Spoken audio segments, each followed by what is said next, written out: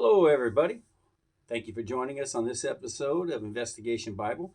I am your biblical investigator, Bill Kaufman, and I am now 10:8 for this edition. All right, we are going to continue a little bit with what we've been talking about. I'm talking about people who are not Christians necessarily. In fact, actually, a lot of them were atheists, not even just not Christian. I was never an atheist. I always believed there was some sort of a God. Wasn't a Christian growing up, but I was certainly not a person. I wasn't even an agnostic. I believed there was some sort of a deity. I did. I just didn't think anybody could know who that was. That was my opinion. I probably got that from my parents, to be honest with you. I don't think I probably came up with that myself. But anyway, that's what I thought. Now these people, some of them, not all of the people we're going to talk about today, they're further along that camp. A couple of them were full on, just like, I don't believe there's a God. You can't prove it. I didn't see it. You can't prove it. Can't prove anything. That kind of stuff. But like the first one was not a Christian, but he loved the idea of Jesus. Okay. He liked the thought process of Jesus. He liked how moral the Jesus that they taught him growing up was. But he didn't believe that that was true. Okay. And the reason is because he was born in 1881. He lived all the way to 1950, so he had a nice long life. But he was a guy who he was a trained journalist. That's what he did as his life work. He was a journalist actually, and he decided he was educated under after the German theologians of the mid 1800s, and they're the ones that came up with. We've already brought it up slightly on Investigation Bible, but basically it's the idea that these higher critics, okay, and the higher critics are the people started really in the 1800s, mid 1800s, Wellhausen and those guys, and they're from Germany and they're theologians and they questioned the Bible and they basically didn't just question it; they flat out said it's not true. Wellhausen came up with the documentary hypothesis that says Moses didn't write the first 5 books of the Bible. Part of their reasoning for thinking that in the mid 1800s is because people didn't believe that writing existed in 1500 BC at that time, sophisticated enough to write Genesis. Well, that makes sense if there's no writing ability. So all you got is picture. You can't do it with hieroglyphics. You can't do Genesis. In the beginning, God created the heavens and the earth without form and void, and darkness upon the face of the waters, all that. You can't. God said, let there be light, and there was light. You can't do that with hieroglyphics. You can't. So you have to have a cuneiform style of writing at minimum, okay? And they really did think that in the mid 1800s that form of writing hadn't been developed yet by humanity. So therefore, Moses couldn't have written the first 5 books of the Bible. That kind of writing wasn't around yet.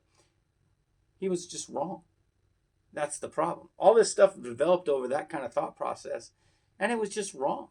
We've now found writing back 1,000 years before Moses, or at least close. And in writing in a story form, the Epic of Gilgamesh is 2,000 BC at least. The Book of Job is 2,000 BC at least. And these are stories, fully developed stories and epics that are written out, not in hieroglyphic form. But at Wellhausen's time and his higher critics' time, they didn't think that. So they developed all these things that the Bible wasn't true. 2 Isaiahs, the New Testament wasn't written for hundreds of years after it was penned or after the events it was talking about. All these things came out from these higher critics. Problem is, historically, we found out they're almost all completely wrong. I mean, like all across the board. We've now found actually copies of the New Testament.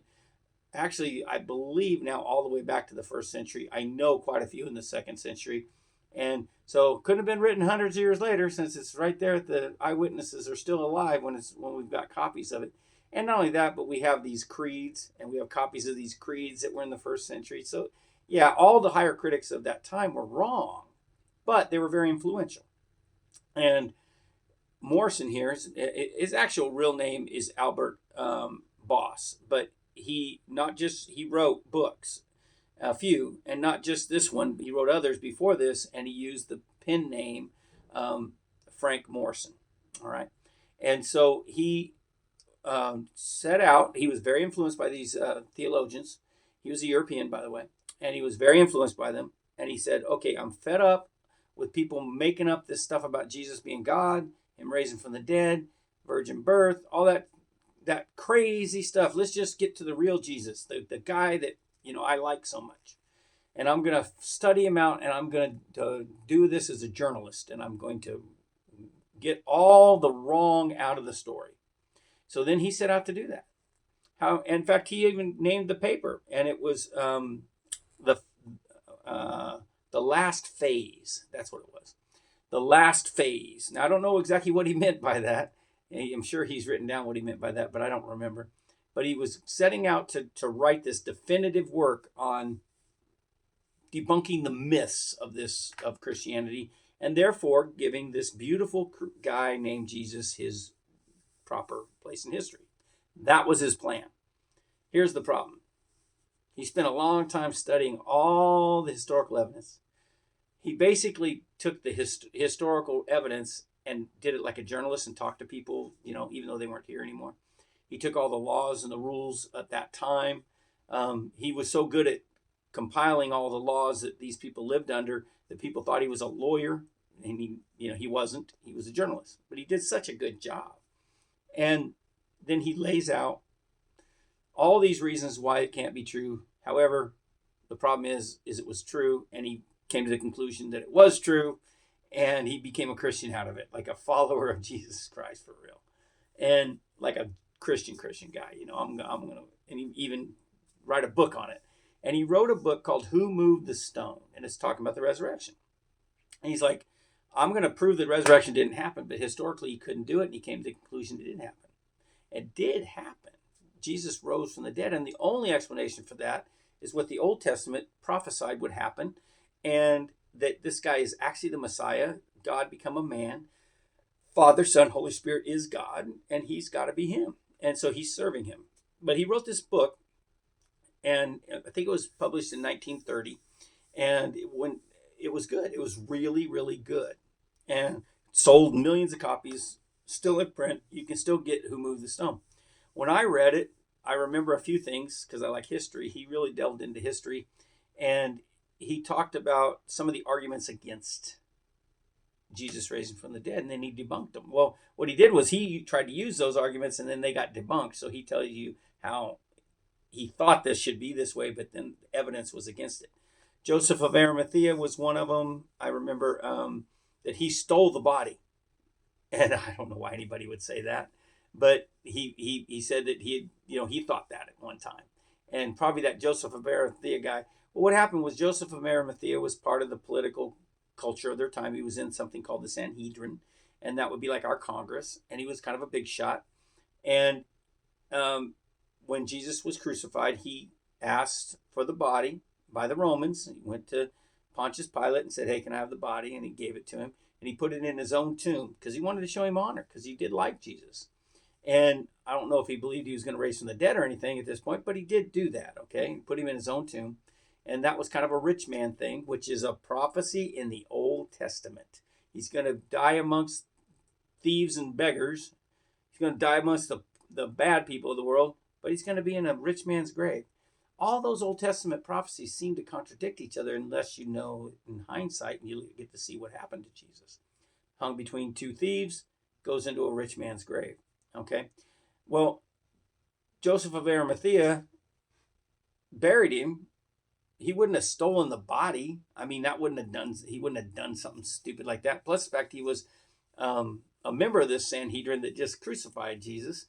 And also, there was a Roman guard put there by Herod to make sure nobody stole the body. So, I mean, Joseph can't do that all by himself, and he'd have to overpower a Roman army, a group of guys. Just a group of guards, but I don't care. Roman soldiers were really ruthless to people who didn't do what they told them. And so, no, that did not happen at all. Not a chance. And he debunks it better than I just did, but I've got to get through this thing. One, the Romans. Number two, the Romans stole the body. Well, that's easily debunked because once everybody starts saying Jesus rose from the dead, if the Romans had the body, they just have to produce it. Same thing with the third one. The Jews stole the body. The Jewish leaders, the religious leaders of the city that had him crucified, they stole the body. Well, if they did, they could have just produced it also. I mean, they had the body, and everybody said, "Hey, Jesus rose from the dead! Yay! Follow him." They didn't argue about that. None of them. And if they'd have had the body, they'd just put in a wheelbarrow written down the middle of the street, and here's your Messiah. But they didn't do that. Why? They didn't have the body. Okay, and then another one was that the women went to the wrong tomb because they were so distraught and everything. Okay, well, I guess that's possible. Then who did they see? Who told them to go get everybody together? Okay, because when they saw Jesus, he said, "Go get all the disciples, bring them together, and then tell Peter to make sure he comes too," because Peter denied him 3 times just that right then, and he wouldn't have shown up. They said, "Make sure you get Peter also." And so if it was just a gardener they were talking to, because they did say they're a gardener, and that's what was the argument. But if it was just, they thought he was at first, but if it was just the gardener, then why would he tell them, "Hey, go back to the upper room"? Why would that gardener know there was an upper room? Hey, make sure you get Peter, because he ain't coming on his own if you don't get him. Well, how would they know that? Okay, I mean, how would a gardener? It's a foolish argument. And then the silliest one of all, and I'm sure he gave more than this, but I'm just this off of my memory, was the swoon theory, basically, that Jesus didn't die. He didn't even die. And he got beat up really bad by the Romans, but he didn't die. And then laying in a damp, cool tomb resuscitated him, and he got up and pushed the stone away and beat up the Roman guard, and then went out and told everybody, "I'm the Messiah." And everybody believed him, even though he must have been hobbling around on those holes in his feet, because that would have hurt really bad to walk on the feet. They just got nails through them just the other day. Yeah, I don't buy that one at all. That's actually the foolishest one of all. He didn't actually die. He just kind of got beat up real bad and crucified, but he didn't die. And by the way, it does say, and I don't think Frank Morrison brings this up, but it does say right in the scriptures that the Roman legionnaire guy, he puts a spear in Jesus' side and blood and water come out mixed. It actually says that. That was a sight that they saw, and they wrote that down. Well, that's a pure sign that your heart is not pumping. If your heart's pumping, that's not going to happen. I'm a deputy coroner, man. I was a deputy sheriff for years and years and years, and we did a lot of dead bodies. When your heart's beating and then you're bleeding, it's one way. Once you stop doing that, that blood turns really another color, and it's everything. PML starts. Look, it's not that big a deal. I mean, it's just PML is postmortem lividity, and that starts to happen pretty quickly. If you're dead, if you're alive, that doesn't happen. So if they would have poked Jesus in the side and the blood came out like we normally see it, then he might be alive still. Heart might actually be pumping, even very weakly. But when the heart stops pumping, this stuff starts separating out real quick. And that's what they saw. So Jesus was absolutely dead. All right. And he wrote a book called Who Moved the Stone. The very beginning of the book, it says that the book that refused to be written. That's how he starts this off. The book that refused to be written. He tried to write a book disproving the Messiah or the resurrection. Couldn't do it. Fail. Big fail. And he becomes a Christian over it. Frank Morrison. Actually, real name, Albert Ross. All right, next one. We're going to talk about, that's the only one that is dead in this list. Now, my list last week and even the week before were people that have come and gone before we were on this earth. Okay? And that's fine. They got every bit as much right to learn their story as our own. But the next 3 are still on this earth right now. They're alive today. Okay? The first one is a scientist. He's a biochemist. His name is Cy Gart. Now, he wrote a book called The Work of His Hands. Okay, The Works of His Hands. He's a biochemist that was an atheist. Now, he was a full-on atheist, like not like me. Like, I was never that. I just didn't think we could know who God was. He was a full-on, there is no God, period. His parents were that way and his grandparents were that way. And they took him to Sunday school, I guess. Like we take our kids to Sunday school to learn about Jesus. They took them to whatever school to make sure he didn't listen to Jesus. Flat out, his parents were militant atheists, and so were his grandparents. And he was too. However, he became a biochemist, and in studying a lot of this stuff, and there was some other things going on too. I've listened to him speak quite a few times. He's really interesting. You should look him up. And if you want to know, you want to listen to somebody who looks like he's smart, talks like he's smart, because he is smart, but like smart like college professor smart. This is the guy. He is so much smarter than me. There's no. We're not on the same planet intellectually, and it's clear when he speaks, man. And he even looks the part. It's really great. But anyway. He talks about that design, okay, evolution. Now, he, like I, believe in some forms of evolution. I think he even believes more than I do, okay? I totally believe in survival of the fittest, so to speak. You get natural selection, and that works. And I look around; it's pretty evident that happens. In fact, that's what Darwin saw when he went to the Galapagos Islands in the 1840s. He went to the Galapagos Islands. He saw finches there that were different than finches other places, and he kind of developed his theory that these finches developed over time and everything. And that's true. I believe that they developed differently in England than they did in the Galapagos, because you survive and you pass on the survival genes to your children. The ones that do survive pass those genes on, and they continue. Well, that's true. I absolutely think that that's true. You can do all kinds of things with dogs or horses or cats or anything. You can develop really big ones like Great Danes, and you can get really tiny ones like Chihuahuas. They're all dogs. They're all just dogs, and that's all they are. Okay, they're all canine, but they're just different sizes and different colors and whatever. You can do that throughout because of natural selection. It happens naturally. We do it through breeding process, but in natural selection, it could happen too. Here's the difference. Never jumps over the species line that we can see. There is no, the missing link is between every missing link, period. I mean, every link, they're all missing. Between primate and human is missing. It almost seems like, well, we found every link between every species until we get to the primate and the human. We just haven't found it yet, but we're going to, because that's the missing link. No, the missing link is between all species, between bovine and equine, between canine and feline. There's none of it, okay? There may be, like, for example, a Shetland pony. That's probably a bad example because I'm not even sure. I think Shetlands can have babies. If you go too far away from the original, you kind of become not being able to have babies. But you can get a little horse and a big horse, and they can still have a baby. But a cow and a horse can't have a baby, okay, because it's too far away. It's all within species. And what's a nice, easy definition of a species? If you can have a baby together. All humans can have babies with each other. All of them. I don't care if you're from Australia, original Aborigines, to Eskimos, to Europeans, to South Americans. It doesn't matter. It doesn't matter who you are. Male and female can have a baby together because we're all human.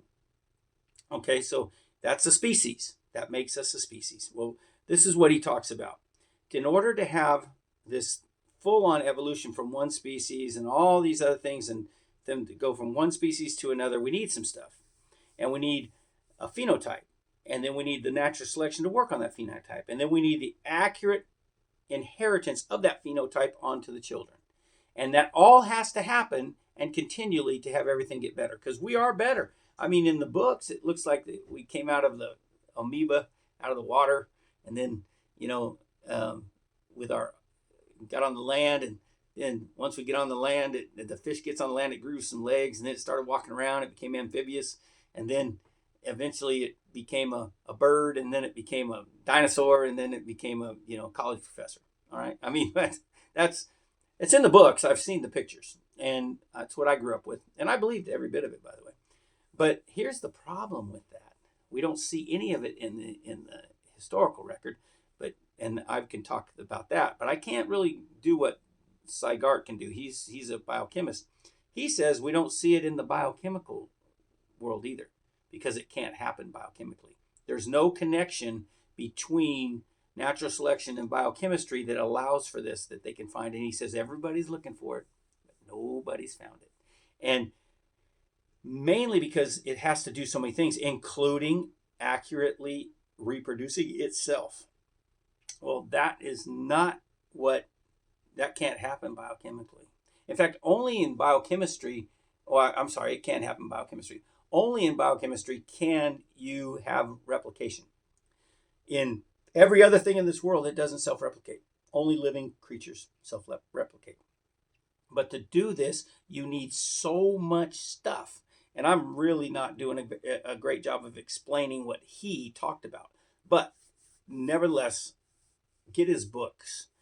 He wrote works of his hands, and he wrote, and he's online all the time. He's all over YouTube, and you can just listen to him. He's a brilliant guy as far as the brain goes. There's a lot of brilliant people, but he's one of them.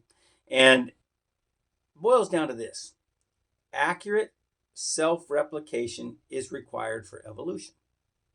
In other words, you have to have the system in place, and it has to be able to be passed down through the DNA, and it has to be passed down to its children, and then its children, and then its children successfully after a few generations to have natural selection take place. Okay? Though I don't think that's not controversial.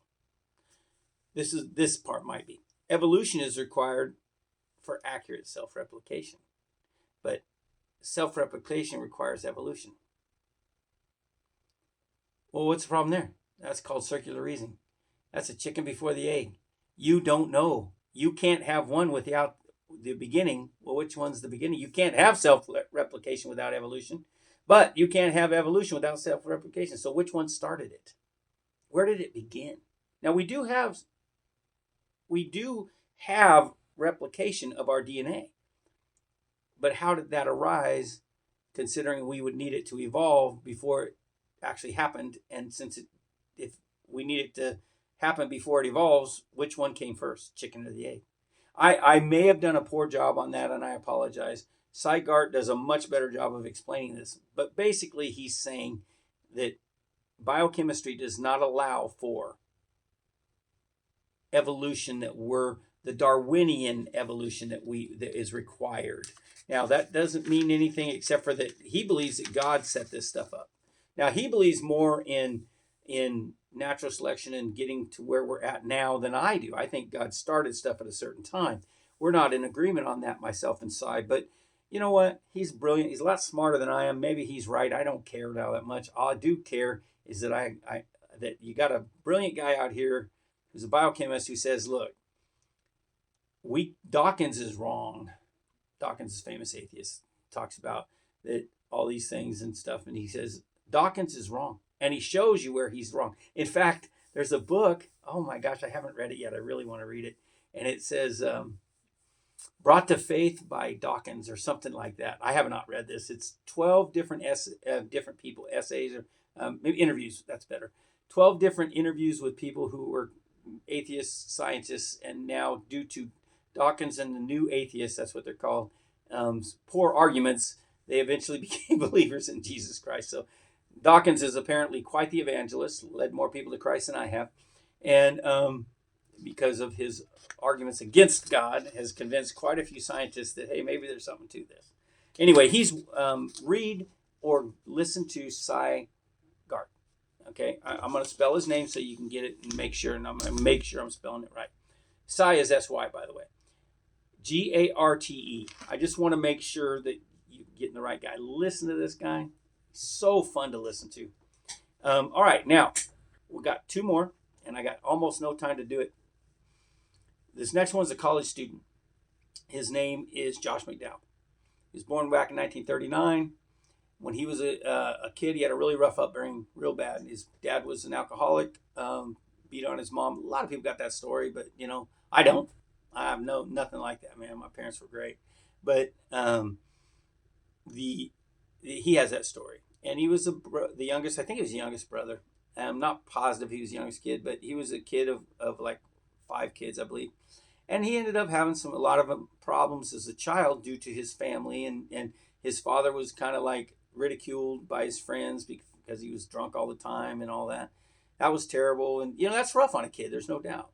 Um, and he took it very personal, very rough. And he kind of blamed God for all this stuff. And then eventually it got easier to just, so one other thing, he was actually sexually abused by a farm worker that had worked on the property that his family owned.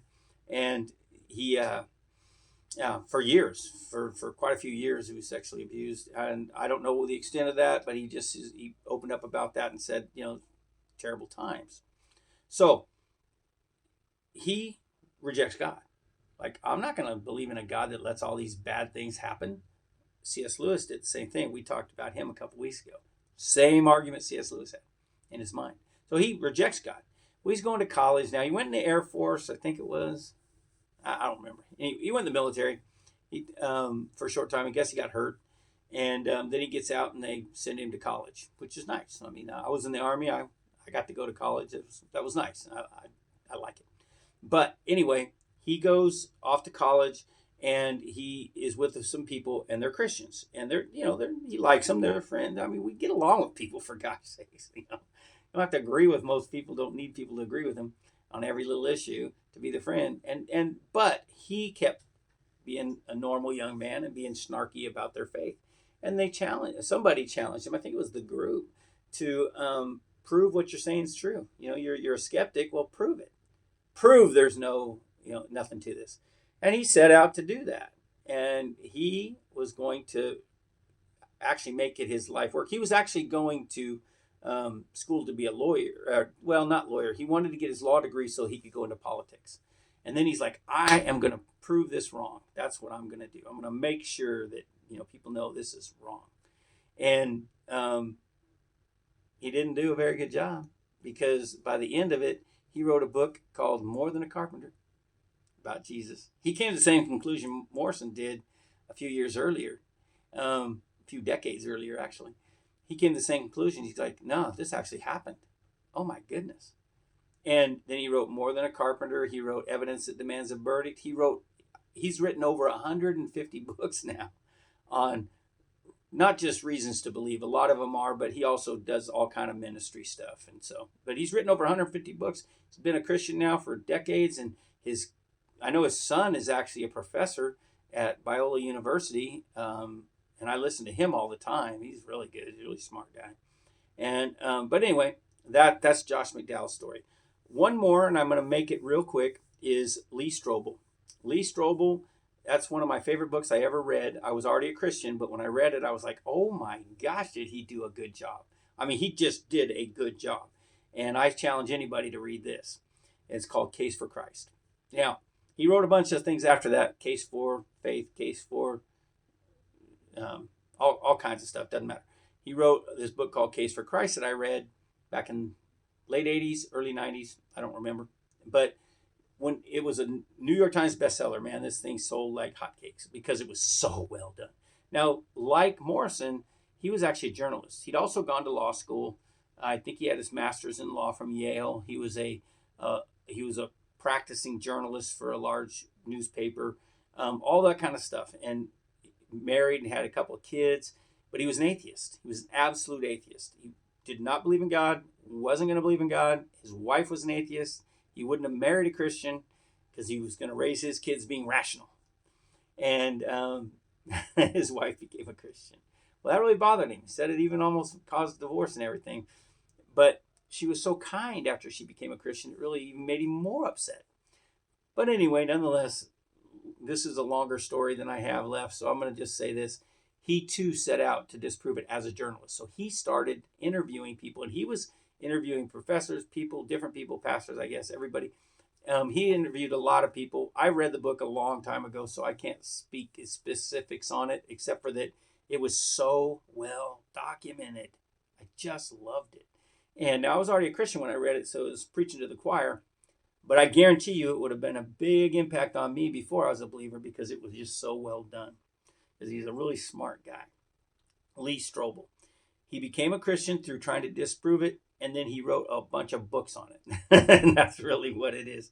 And he's still out speaking all the time. So is Josh McDowell. Josh is pretty old now. He was born back in 39, and he's still alive and kicking and speaking and in his 80s, just Josh McDowell's doing great. Well, Lee's a lot younger than that. He was born in 52. So what is it? Making early 70s now, 71, 70, 71. But he's still out there doing it. And he's writing books and leading people to Christ and all these kind of things through an intellectual argument. So real quick recap. We got Frank Morison, real name Albert Ross, set out to disprove the Bible using his skills as a journalist. He's going to write The Last Phase, finish it off. Nobody's going to believe in Jesus after I'm done. Of course, changed his mind and he became a believer. Biochemist, third generation, by his statement, militant atheist, and he was one. But through his studies in DNA and biochemistry, he's like, nah, there's no way that this doesn't have a beginning. And by the way, that's his argument over and over again. I probably didn't do a very good job making his argument for him. Please study it yourself. But he does talk about teleology. He does talk about beginnings. He does talk about origins. And so he actually talks about quite a few different things. And he does such a good job with it. So listen to him. And he becomes a Christian over that, though. So he's now a believer. Josh McDowell, not a believer. Mad at God originally, then absolutely an atheist. And sets out to disprove it to his college friends and eventually becomes a Christian, writes 150 books now for Christ. But the first two are just, I don't know if it's his first two. The two I read when I was a brand new believer were Evidence That Demands a Verdict and More Than a Carpenter. And so many more after that. But anyway, then the last one, Lee Strobel. Lee, atheist, marries an atheist, wants to raise his kids like this, doesn't want this crazy religious junk in his life. And when his wife becomes a Christian, it causes all kinds of problems. So he sets out to prove to her rational mind, because she was educated and rational. He's going to prove to her rational mind that there's nothing to this Jesus thing. And by the time he's finished proving this, he proves to himself that there is something to this Jesus thing. And he ends up becoming a Christian himself. And he wrote, once again, like Josh, he's written lots of books, but Lee Strobel wrote Case for Christ. That's the one that I read first. Actually, I've read two of his books, but that was the first one I read, and oh my goodness, was it so powerful. I actually should go back and read all of Lee Strobel's work. I'm sure it's just as good as that one. All right, well, thank you for joining us here on Investigation Bible. I'm now 1010, and I hope you join us next week again.